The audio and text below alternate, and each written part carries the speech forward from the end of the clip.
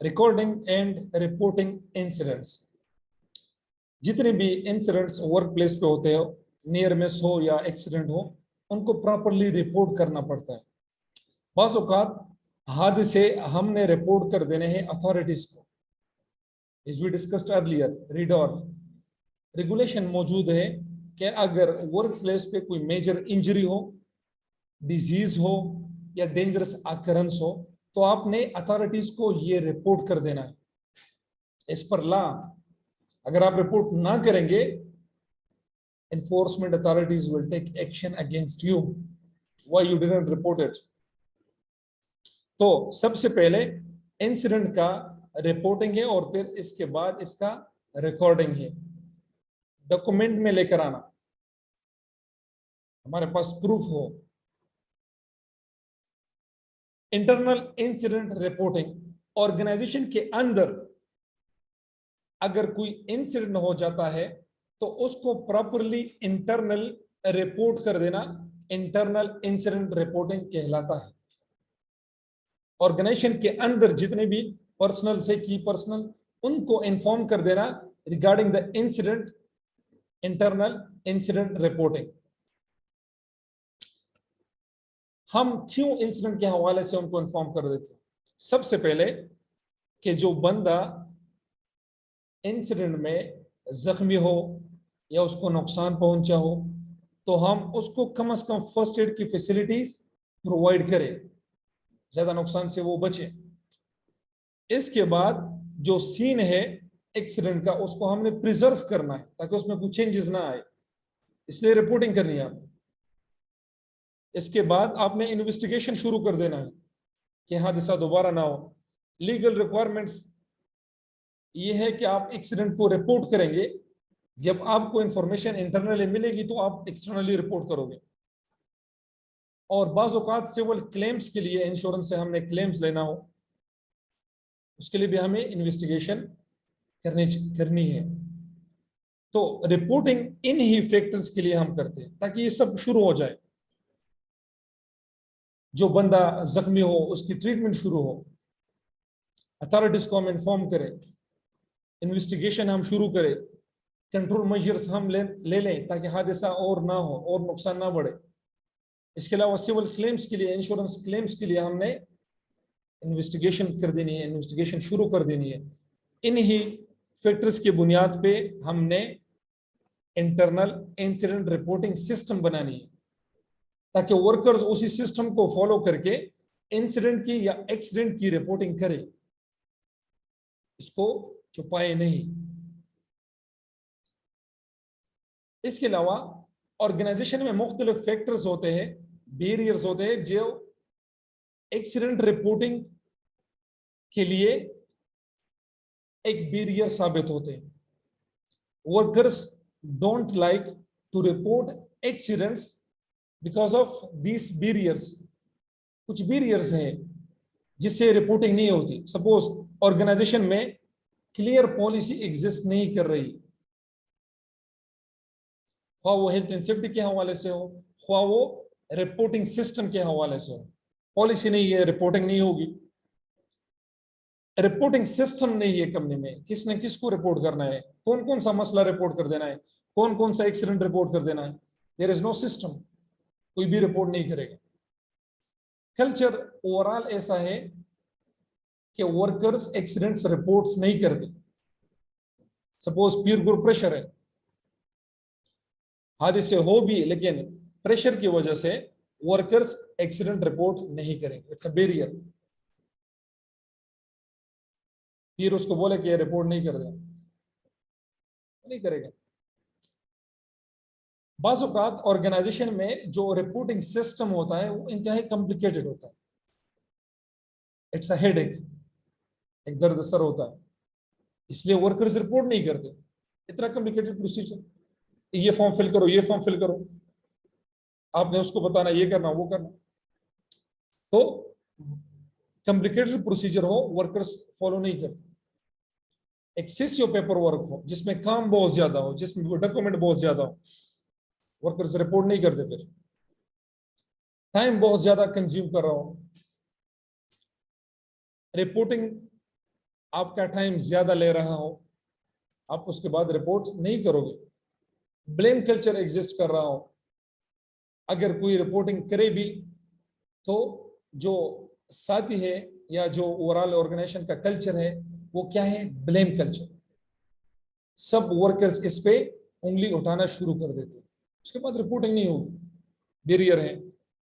इसके अलावा बाजुकात मैनेजमेंट की तरफ से प्रॉपर रिस्पांस नहीं मिलता, आप रिपोर्टिंग कर लेते हो लेकिन वो रिस्पांस नहीं देते। एक दफा आप करोगे, दूसरी दफा तीसरी दफा आप छोड़ दोगे, रिपोर्टिंग ना करें, फायदा नहीं है उसका, रिस्पांस नहीं मिल रहा।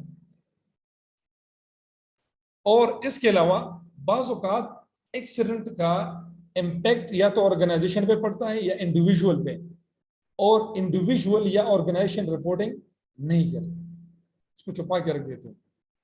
हादसा हो भी लेकिन उसको डिस्क्लोज नहीं करते। इसके अलावा बाज वर्कर्स ऐसे भी होते हैं जो कि फर्स्ट एड लेना नहीं चाहते, रिलक्टेंट होते हैं, वो ट्रीटमेंट लेना नहीं चाहते, वो रिपोर्टिंग नहीं करेंगे। ये मुख्तलिफ किस्म के बैरियर्स है जिसकी वजह से एक्सीडेंट्स या इंसिडेंट रिपोर्टिंग नहीं होती। अगर हम इन्हीं चीजों को कंट्रोल करें तो रिपोर्टिंग प्रोसेस होगी।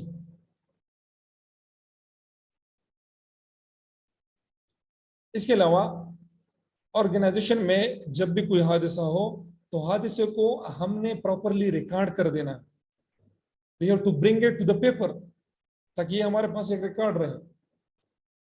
जो पेपर एक्सीडेंट रिपोर्ट का होगा, जो डॉक्यूमेंट होगा, उस पे क्या होगा, name and address of casualty, जो बंदा जख्मी हुआ है या जितने भी बंदे जख्मी हो चुके हैं उन सब के नेम्स और उनके addresses, date and time of accident, location of accidents, details of injury, detail of treatment given, description of event causing injury, हादसा किस वजह से हुआ, कौन सा काम वर्कर्स कर रहे थे जो हादसा का सबब बने।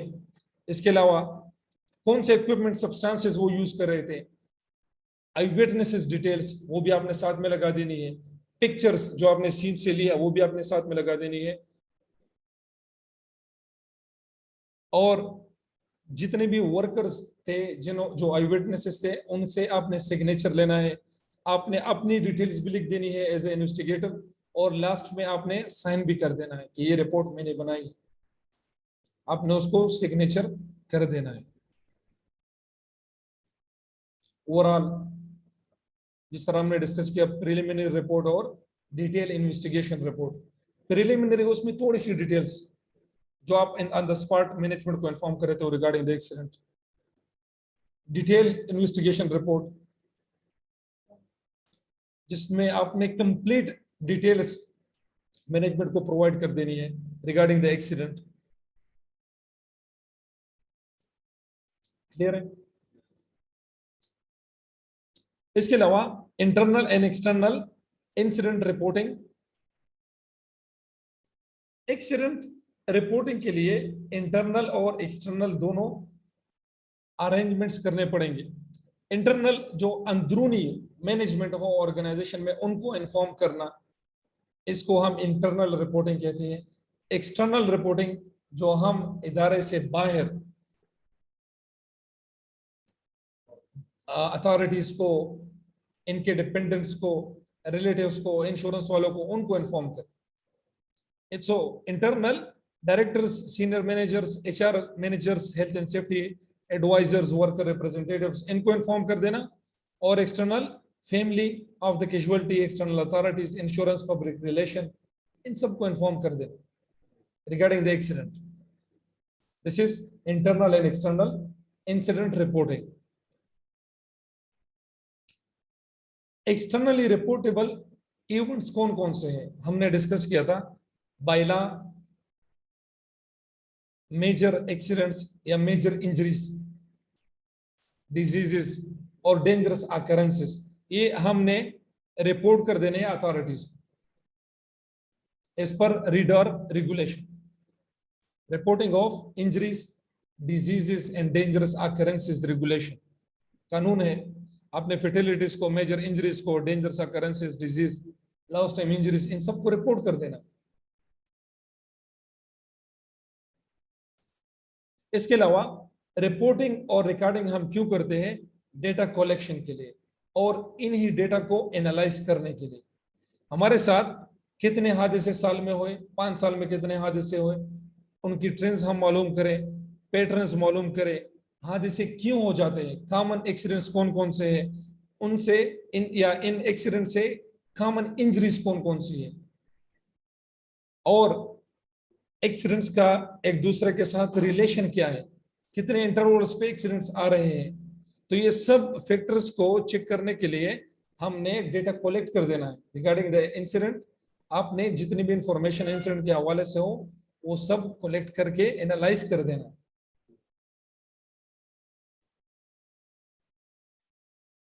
इसके अलावा कुछ डिपार्टमेंट्स ऐसे होते हैं जिसमें एक्सीडेंट रेट ज्यादा हो, तो वो डिपार्टमेंट्स आपको क्लियर नजर आ जाते हैं, पैटर्न उनका नजर आ जाता है, तो उन पे आपने ज्यादा फोकस कर देना है ताकि हादसे उधर कवर हो सके, कंट्रोल हो सके।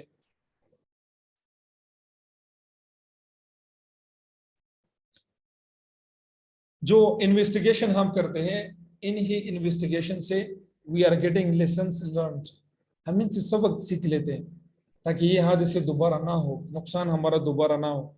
और जब हम इन्वेस्टिगेशन करें तो जो सबक हमें मिलेगा वो मैनेजमेंट कमिटमेंट शो कर रहा है कि मैनेजमेंट कमिटमेंट है, मैनेजमेंट हेल्थ एंड सेफ्टी को लीड करना चाहते हैं। तो ओवरऑल मैनेजमेंट कमिटमेंट बढ़ेगी, इंप्रूव होगी, और उसके लिए जितने भी अरेंजमेंट्स दरकार होंगे ताकि हादसा दोबारा ना हो, वो सब अरेंजमेंट्स भी मैनेजमेंट लेगी। So this is all about incident reporting and recording.